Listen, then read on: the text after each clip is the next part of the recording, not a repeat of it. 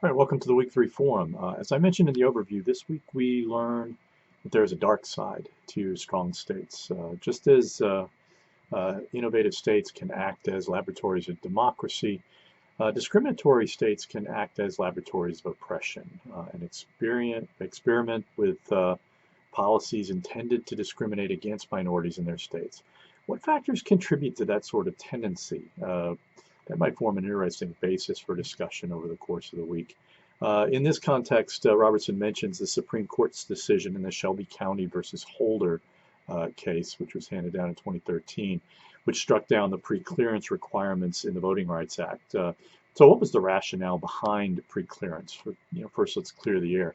Under the VRA, states and voting districts previously found to have engaged in voter suppression or other kinds of voter discrimination were required to take any proposed changes to their election laws to how they conducted elections to the Department of Justice's Civil Rights Division, who would evaluate the proposed rule and had the power to reject any changes they believed to have a discriminatory intent.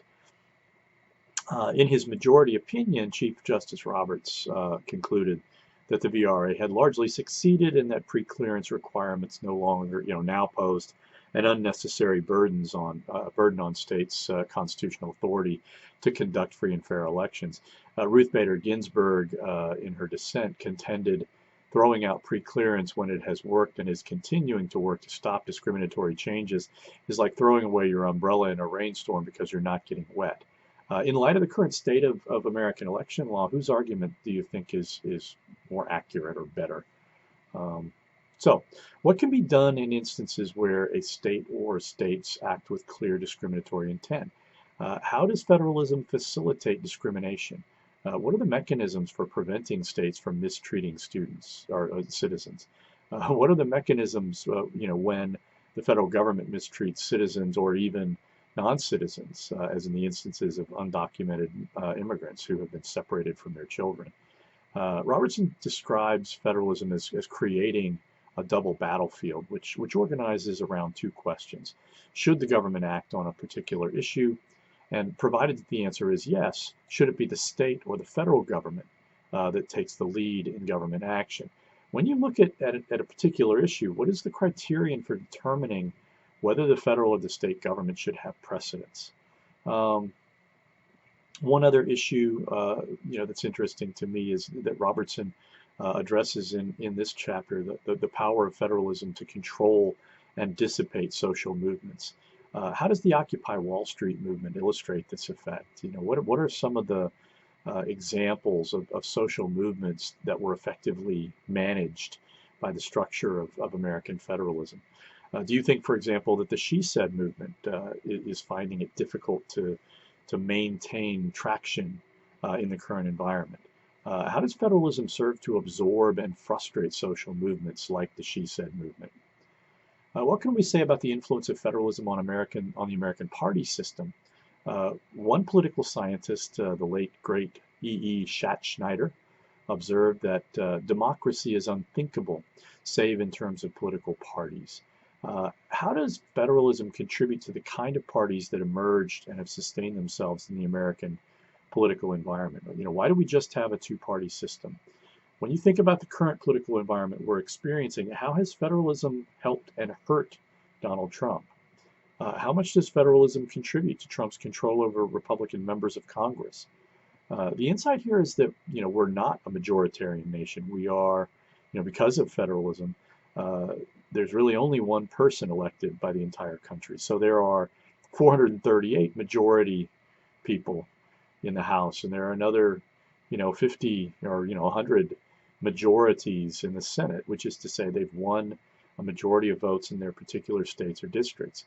And then you have the very separate dynamics of state gubernatorial and legislative elections. Think about the consequences there.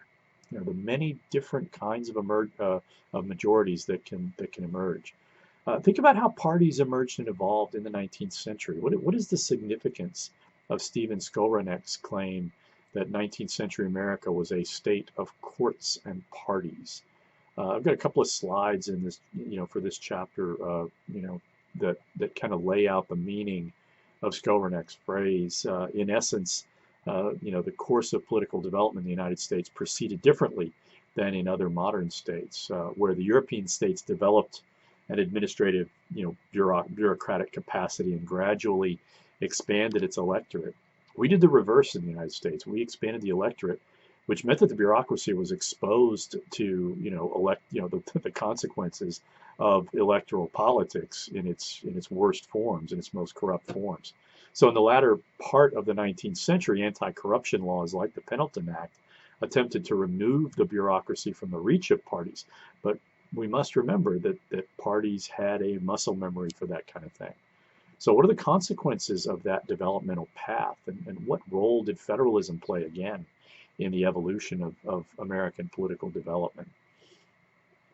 When you think of how federalism has influenced the emergence of interest groups, the relationship between business and labor is one of the most important dynamics in American politics, and one of the areas where our politics are most adversely affected by federalism. I think Robertson's contrast between the large American corporations and business formation in Europe is important to note. In America, our rule facilitated the rise, our laws, I should say, facilitated the rise of large corporations, but we prohibited the formation of cartels and monopolies in the hopes of creating a competitive business environment. In Europe, pretty much the opposite occurred, where cartels were allowed and in some instances even encouraged, and also where labor union formation was encouraged to facilitate centralization, which pushes labor negotiations up to the national level pretty consistently in European politics. The result is that European countries universally accept labor unions as part of the landscape of interest groups. We obviously do it quite differently here in the United States, where business and corporations are now among the most, the strongest interest group actors, and where right-to-work laws have severely undermined labor unions. What consequences flow from that state of affairs? I'll close on one final point.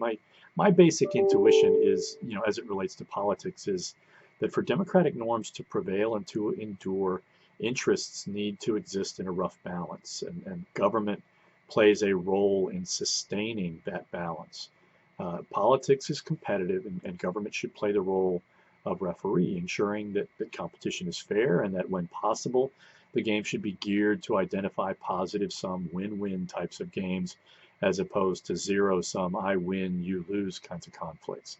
In my view, the relationship between business and labor has become hyper-competitive, and business interests have effectively suppressed the ability of labor and many interests to act as a countervailing force in American interest group politics.